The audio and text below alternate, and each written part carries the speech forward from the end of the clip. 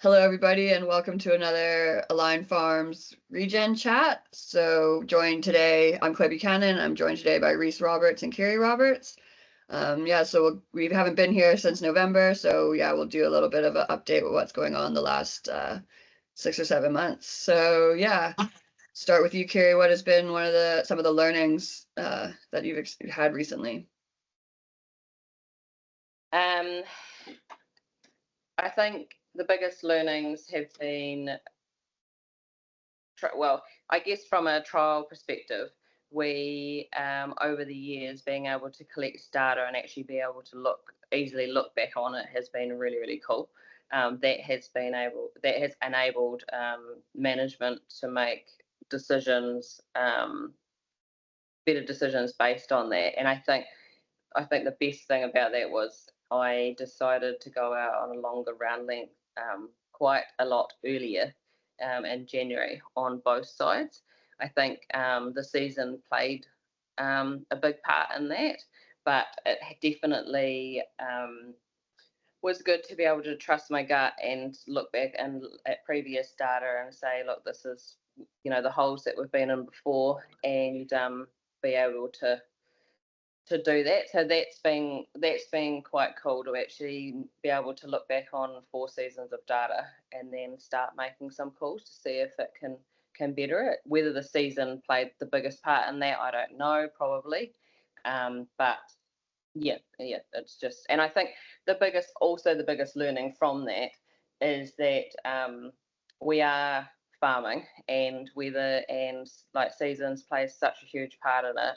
And I guess every farmer has up to 30-50 years of farming their farm, and one thing that they do one year might not necessarily still work the next year. So I think we're kind of in the trial perspective getting to a point now where we are like, that's getting cemented, that no matter what we do, it's going to change the next year if it's not the same. How about yourself, Rhys? What was the learning for you? I'm going to touch on the seasonality aspect as well. Just we've certainly come through a season that's been very beneficial from a pasture production perspective, which has really helped the Regen and the conventional for that side. The farms perform really, really well with some good increases in productivity, which is good to see. So, Kiri touched on that. Like, one of the challenges that we've had has been late season pasture production on the Regen side, leading to a decrease in days in milk, which has been a decrease in per cow production, which has been almost a reverse this year. We've had some real favourable late lactation growth, which has led to a large jump in milk production per cow, and also days in milk, which has been good. As Kiri mentioned, she made a strategy to go on a longer round earlier, which has always been our way of responding to some of the challenges we had in years 1, 2, and 3. So it's hard to look back and say, was the long round length earlier pushing feed in front of us the master stroke, or was it a seasonality perspective? So we probably still don't have an answer for that. I think it was certainly favourable, the management that we took in that regard, but like if you go out into the Regen paddocks even today, what are we, the 4th of June, they still look in a vegetative state, no dead matter underneath, they're in really good health. So whereas in the past we'd seen early frosts had killed clover growth, etc. So probably the big learning for me was, like we are, as Kiri mentioned, we had nature controls us, and we've had a favourable season. So I guess next moves on to the next section. Other than the favourable season, what was a highlight for you guys? You start with you, Kiri. Definitely doing more milk. No one can complain about that. And I honestly thought that last season was somewhat of a peak, and that was what we were going to get. But this season has been even better. So I think the cool thing about this season coming is, can we do it again? And so definitely milk and definitely grass, having the feed, has definitely been a highlight for the girls. And I think a big thing is body condition score. I went on 3 and 2 in February, and like mid-February, and I was a little bit optimistic because that's about a 1.5 month earlier than what I'd normally do. But I was told that's the thing to do if you've got and you're doing the milk. So I did that, and we did have a drop in milk, but I think it was a similar time that everyone had a drop in milk. And then wondering, did we get the benefits out of it? And when we did a body condition score, going up in body condition score was pretty cool to see. So was really stoked that played a massive part. So those are probably my highlights. Yeah, cool. How about you, Rhys? Yeah, again, relatively similar. So an improvement in pasture production on the Regen, largely driven by that late lactation growth, which has led to days in milk. So we roughly I haven't done the exact numbers, but we would have picked up 1 or 2 days at the start through a condensing of our calving spread, and then we milked for roughly about 10 days longer. So let's call it somewhere between 10 and 15 more days in milk, which has led to about a 30 milk solid increase in per cow production, which is quite significant. So for me, that's a real highlight, is driving that productivity higher. Kiri mentioned it, every year for the last 4 years we've gone ahead, and you always kind of feel like, where's the ceiling? But trends would say that, yeah, we're heading for another increase next year, so you kind of wonder where that stops. So yeah, really, really impressed. I think this year's increase was largely driven by late lactation pasture performance. So it probably illustrates the comments that we've been making for the last 2 or 3 years. If we get that right, we will improve profitability. So yeah, really pleased with that. That's a massive movement forward, and I wouldn't say we've answered all the questions, but we have had a lift in productivity in that area, which has been good. And so you're really happy with pasture production. The plate meter is saying we grew about 200 kgs a hectare more on the regenerative side than we did on the conventional side. So that's a real plus from a pasture production perspective. However, we'll need to do some back calculations on production and get an actual pasture harvested number from that. But from a plate meter perspective, it was virtually nothing in it from a pasture production perspective, which has led to this increase in productivity, which is good. So that's a highlight for me. Yeah, it'll be interesting to see if we can replicate it next year, if it is the various seasonality sort of situation. Yeah. So then one more highlight is obviously getting milk turned into yogurt has been pretty cool. It's been a pretty long journey. Yeah. And cool to see the milk turned into something that we know exactly where it's come from. So that's very cool. Yeah, it's been exciting. One of the reasons we haven't been doing as many YouTube updates. So yeah, we'll go to the flip side of that then. Were there any things that you found disappointing this last 6 months, Kiri?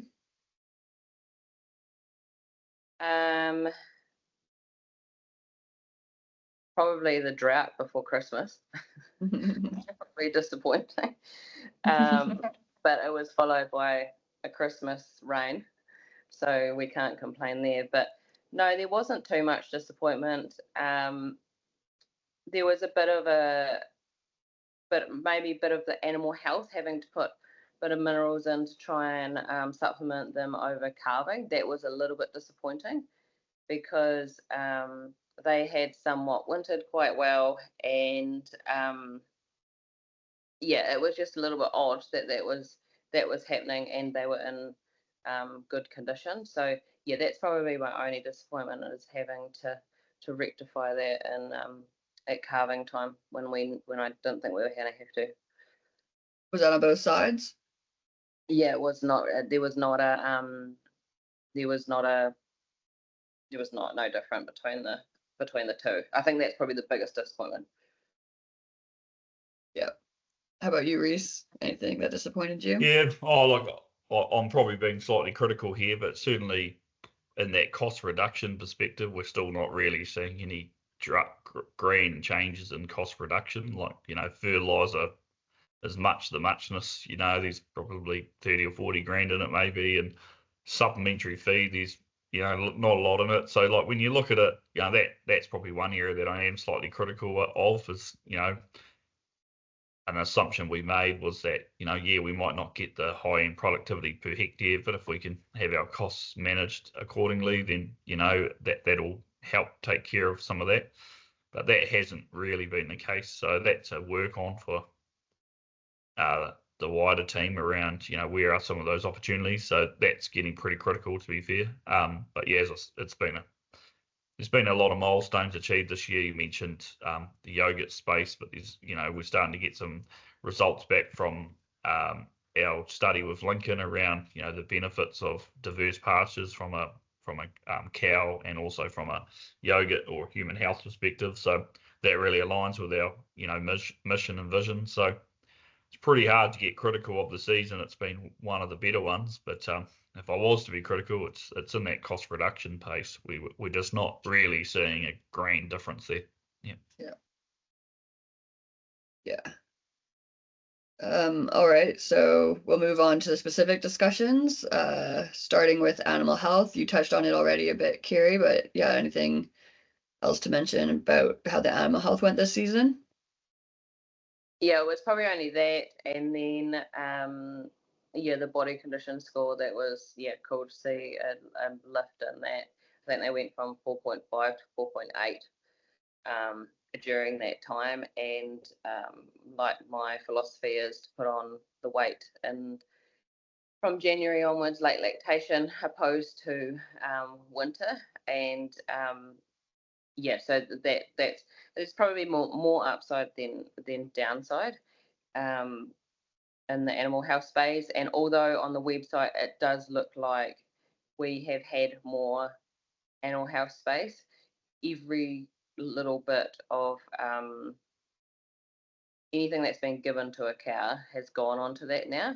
So I would say I've been somewhat slack in doing every last drop of everything on the animal health, and that's probably why there's been such an increase.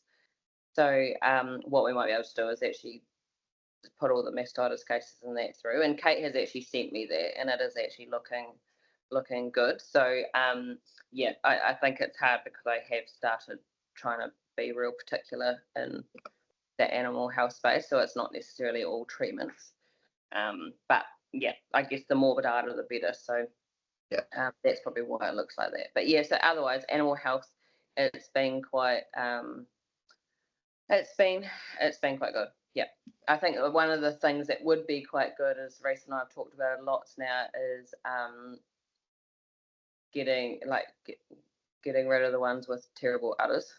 That's probably a biggest thing for us, is trying to change that a bit. So hopefully over time we can breed better cows.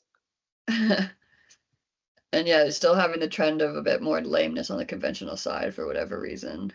Oh, the lameness this year has been out the gate. How could I forget? I think everyone has been in the same boat. That is local kind of thing. And it continued right to the end. I think that's one of the reasons why we went on 3 and 2. And although that helped a lot, it's still was just an issue. And we didn't even have a really wet season. They just were we were just battling with it. So that has been a big issue this year overall. It just regardless, we need to try and get that a bit better, but I'm not too sure how. So updating some races and things like that will hopefully help that. All right, how about you, Rhys? Anything to add in the animal health space? No, not necessarily. I think overall, the cows are in excellent condition, so that's a real plus. So no, I don't really have any observations there. It's much of the muchness when it comes from an animal health perspective. There's some wins here and wins there for the various different situations, but yeah, overall, I don't have anything to comment there. All right, well, then we'll move on to the pasture section. So yeah, anything to say around that, Kiri? Yeah, so it was, like I said, going out longer round lengths in January was pretty cool to see, and definitely having the feed, I guess, as Rhys calls it, it was just me being safe. But she says, you don't learn anything in being safe. But yeah, so but like from the last 4 seasons or so of not having that feed in end of February and trying to push round length out was really did my head in. So it was good having this and also seeing what would happen if you did do it, and being able to compare the two systems. So yeah, that was really good. Will I do it again? We just see how we go, and what the season looks like it's doing. But I think the biggest thing is definitely having to regrass. Like, I guess we held out for as long as we can to see, what the diverse species would do. And we regrassed a lot of the platform. I think about 120 hectares of the total platform, and that was a massive job and a massive cost just to do that for the trial. So I think now we're comfortable in getting back into it at an even amount of 10% or so on either side of the platform, and just doing what most people do. So yeah, we're looking forward to getting back into that and just seeing if we can really help the regen side or the diverse side with what we grow, and obviously you can do a lot of testing from that. So yeah, I think it's exciting to be back in that kind of mindset rather than and just a farming mindset rather than a trial mindset. Yeah. It's quite hard to farm when you're just trying to see how bad it can get. Yeah. Yeah. So it's exciting. 10% on each side is the plan for next year, or? Yeah, I think we'll do that and then just see how we go, and working alongside a lot of people that are on the same road as us. Yeah. How about you, Rhys? Anything to add in the pasture space? Yeah, so I think after our last webinar, Alistair Moorhead from Agricon reached out and with a couple of his thoughts on where we could take this pasture one. So that's kind of led into like a development of a bit of a working group. It's probably added a bit of GST to that, but Lincoln University, Agricom and ourselves working on what our plan is for next year to develop a more robust regrassing plan and strategy. So we've actually got a meeting on Monday about it with Alistair and Pablo, Kiri and I. And our strategy is to look into these more of like split paddocks, so half paddock, so half the paddock in diversity, half the paddock in more of a grass dominated species, so that we kind of get the best of both worlds within the paddock. So, in late lactation, the grass species will be, contributing maybe 70% of the feed that's in the paddock, whereas in the summer, the herbs may be producing 70% of what's in the paddock. So we get a bit more of a balanced environment. So we're going to give that a go. So we're not going back to ryegrass and white clover on one side and diversity on the other, but more of a grass dominated diverse species on one side and more of a herb dominated species on the other side. So I'm excited to see where that may take us. So that will make up and it may look like we do 10% of the farm, but we actually do half paddocks. So regrass half the paddock this year, and leave the other side, and then come back and do that at an alternative date. So we actually kind of cover 20% of the area. But we cover 20% of the paddocks, but only do 10% of the area. Yeah. So I think we're starting to work towards what that regrassing looks like. I guess we're sitting there going, well, we planted the species 6 or 7 years ago now. We really need to get onto a solid regrassing plan. Like although we are a trial, and I've got interest in seeing how long these diverse pastures live for and how good or bad they may become. So that's one part of it. But again, we are running a commercial farming business, and we need to make sure that we're supporting Kiri to hit the targets that she achieves. So really, really happy with what Alistair and Pablo are creating there. They've got some great insights, and that's the game plan moving forward in pasture this year. Like ultimately, when I first started this, I was worried that we wouldn't grow pasture. Now I'm worried that we won't grow good quality pasture. Like we can grow the pasture, like that doesn't really concern me. But again, we're growing similar amounts of pasture, but we've got difference in productivity. So how do we grow that? How do we lift that ME? And we only need to lift it one ME. Like the difference between 11 and 12 is really what we're talking here. We're not talking the difference between 9 and 12. So for me, it should be possible with a sound regrassing strategy. So that's the plan for this year. Yeah, nice. Yeah, it's really helpful to have Lincoln Uni on a similar journey and being able to give their insights. Yep. All right. Now, what about the supplements? Touched on them again briefly, but anything to add to that, Kiri? I would like to use less supplement, especially on the Regen side. I think the whole goal way back was to use little to no supplement and go more just grass based, which we've worked out pretty quickly that you just can't do that. And I think supplement has its place but I would just like to use less. Obviously, we used a lot of silage in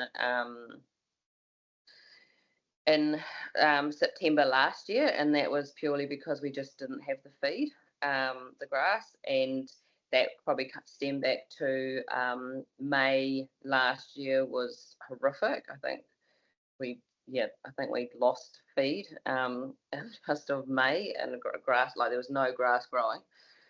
From all the frost that we were having, so it just got worse and worse. So we had to feed a lot of supplement in September, and at the time I was thinking, it has to be done, but I was also like, oh, it'll be interesting to see how this goes for mating, because we are feeding a lot, and does it support them a little bit more? So it was disappointing to see that it didn't, or not the results that I thought it would. But so probably just less supplement this year is probably the thing I would like to do it. However, we'll just wait and see what the season gives us. We're set up, so like covers are looking really, really good. And so we'll just hopefully, fingers crossed. Right. Yeah. Anything to add, Rhys? Well, I'd probably look at it slightly different to Kiri. Is at the end of the day, we could feed less supplement, but we'd do less production per cow. It's a pretty simple equation that feed equals production to some degree. So like this year we did 460 a cow. Like if we took away a ton of feed, we might do 360 a cow. Well, that ton of feed costs us $500 on average, and we got 100 milk solids a cow at a $10 pay. It's $1,000. So for me, that's quite good margin management to some degree. So at the end of the day, like supplement itself, providing there's no pasture substitution, isn't really the issue. Providing you buy it correctly and you get the revenue out the other side and you don't substitute pasture, there's nothing really wrong with supplement to some degree. So I think if we wanted to remove supplement, then we probably need to do 360 milk solids a cow. If we had done that this year at a $10 payout, that would have been detrimental to overall profitability. So we do have to be a bit mindful. I concur with Kiri in regards to, if we're feeding supplement and wasting grass or substituting grass, then don't get me wrong. I personally feel we feed too much supplement, but that's easy for me. Like on one hand, I'm saying let's push production. On the other hand, I'm saying you feed too much supplement. Like that's just me being an evil prick, Like at the end of the day, it's like you can't have your cake and eat it too, providing there is no substitution. So the risk that we run with the Regen side is because we have the lower stocking rate, then pasture substitution risk increases. When you've got higher stocking rates and you're pretty much always feeding a hungry cow, so to speak, just for layman's terms, it's a lot simpler. to feed supplement and get a return on investment from it. With our lower stocking rates on the Regen, the risk of past substitution increases because the cows are getting adequate amount of feed in the paddocks because there's less numbers on the same area. So at the end of the day, yeah, don't get me wrong, I think we feed too much supplement. I think this across the wider business, like, don't get me wrong, if we could feed less supplement, it's, it's money in our back pocket. But the challenge that we've got to be mindful of is that if that supplement is producing a milk solid and we're getting revenue from it that's greater than the receipt of paying for the supplement, then it's not an issue, is it? So I don't necessarily agree with the comment that we can't do it. We could do it, but it would have a detrimental effect on production. So it's just getting that balance right. The focus for our business needs to be on how do we increase homegrown feed and utilise that. That's like focusing on supplement as a lead factor is not the answer. So for me, my energy needs to go into pasture production. What are the simple tools that we can do on a daily basis to increase pasture production? Back fencing, making sure we've got the right species, making sure we're optimizing fertility, making sure our residual management, our pre-grading and covers is good. And this is regardless of what system you're running. So that's where I think our focus needs to be. And if we get that right, then supplement will start dropping out of our system, which is a plus. So, yeah, I could sit here all day and say, yeah, I love more production to drop out of our system, and I do. But I think the way to do that is to grow more grass or utilize more, grow it and utilize it. Yeah. All right. Go on to discuss anything about the team. I guess it's kind of getting business as usual for them with the trial, but anything to add to that space? No, I think they've really enjoyed seeing the yoga. That's been quite cool for them to actually see an end product out of what we do. But no, it is business as per usual. So Regino is he's left now. So he is going to a farm on Thompson's Track, and Ivy, after 7 years, has left the team. She's retiring from farming, but due to my injury, she's coming back tomorrow to clean the house. So I don't think she'll ever leave. Resignation, but reality is she's not leaving. But yeah, so she's getting sore and sick of milking cows. So fear call. So I can relate to that. So we have a new guy starting next week, and he's quite handy already. So it's been quite cool, and have a cool team, and we're replacing Ivy with 2 girls, which are actually 2 wives. So they are going to do a 4-on, 4-off roster. Okay. It means that we have a milker on every day of the year. I kind of, how it started is I just mimicked the tallies roster because that's what they were doing, and it worked coincide with the boys, the husbands, 6 and 2 roster. So that's how I come about of it. And so it's going to be quite cool. That's going to be a game changer having those people. But I think I might need to get a calf rearer or 2 if I can't walk on 2 legs by calving. So that is, but other than that, everyone's all in good spirits and ready to go again. We're obviously winter milking, so that's the cool thing about doing our product. Yeah. So we're milking 60 cows.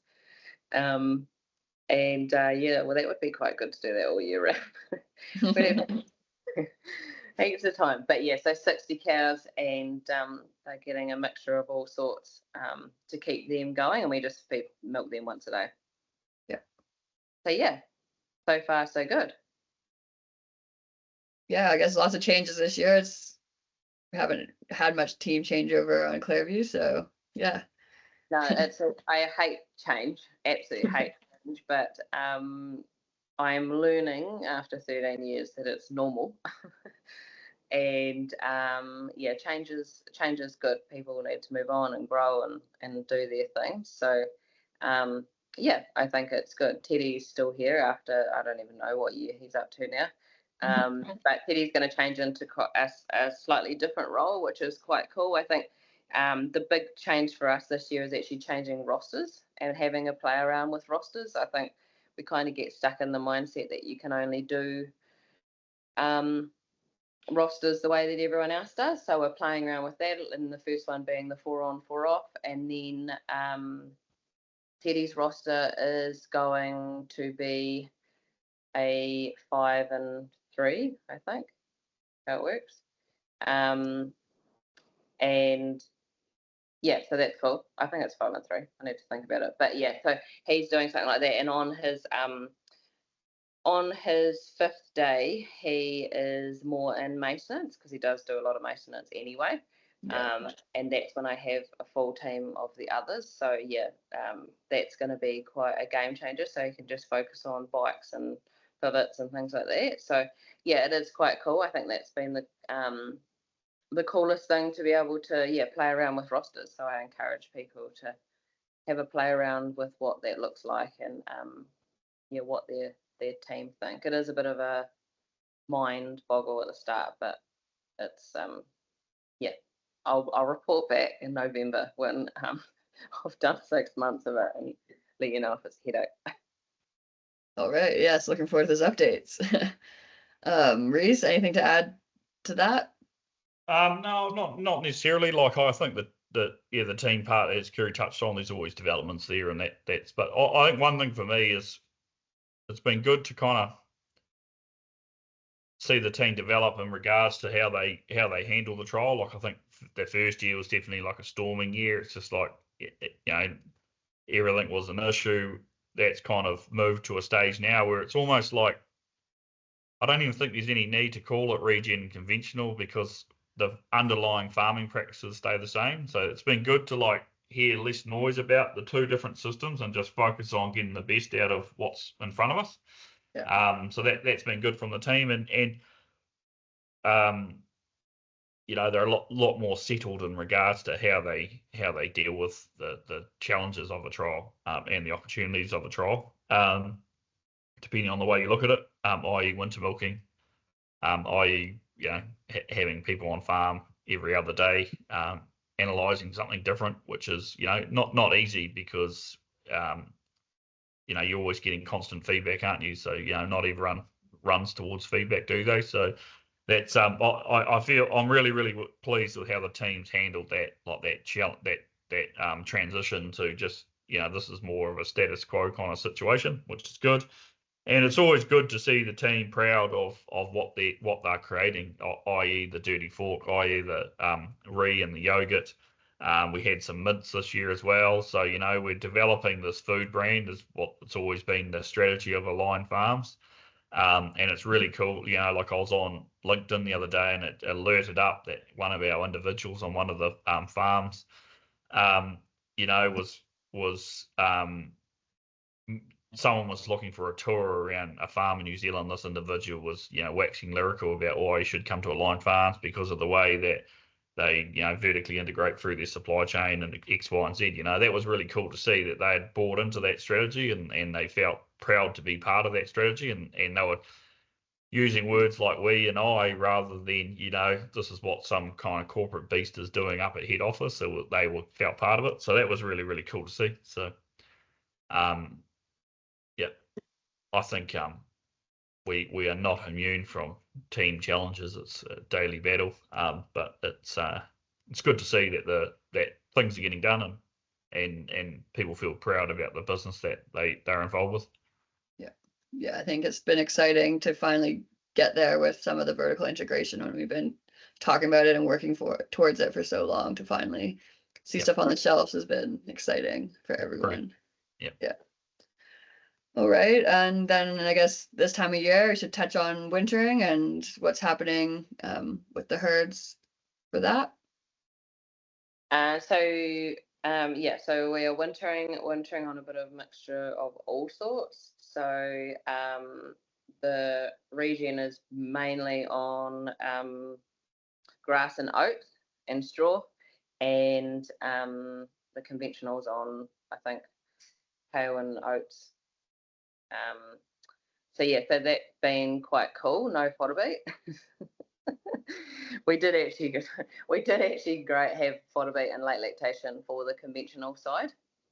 And to be fair, like it worked really well. Like we did have, it was cool to be able to have that feed for them and that supplement for them. So yeah, don't bag the whole thing. But yeah, I'm not gonna lie, I'm just glad if that we're not grazing it. So yeah, that's quite cool. And yeah, we're lucky enough. They're actually grazing down at Long Beach at a friend's place down there, and he's actually moving them. Went and seen them the other day, and they're getting fed very, very well. I said to him, potentially they won't fit on the truck if you keep doing that. So they're in very good hands. So yeah, it's cool to have the mixture of the oats and grass and the kale down there, and hopefully they don't get the same weather extremes as what we do up at Mount Somers. And yeah, hopefully not all this rain, but yeah, we'll see. Yeah. Yeah. Okay. Anything to add to that, Rhys? No, nothing to add. No. Yeah. Other than they're in very good condition, and the key risk here is not underweight cows. It's, I think, overweight cows is a real issue this year. So we need to watch that very closely. Yeah. All right. And then I guess we could touch on the plan for next season and anything, with the trial as well. The initial plan is to be walking with 2 legs by calving. Honestly, that is the serious plan. And as for the trial, I guess we're obviously still doing more milk trials with Lincoln, and then regrassing. That'll be in a trial in its own, on the Regen side, I guess. And yeah, I think that's about it for the. There's always something that'll come up, I guess. But yeah, at the moment, it's probably only those things that really the goal is for the season, and to try and do similar milk, and I guess report back on what data we can from a grass perspective with regrassing and what that looks like. That might not be easy to look at until next year anyway, once it's been established. But yeah, excited to see what comes about. Yeah. Anything to add to that, Rhys? No, yeah, the clear focus for next year is in that regrassing perspective, and how do we continue to, I'd like to see just good, sound grass management practices used across both systems.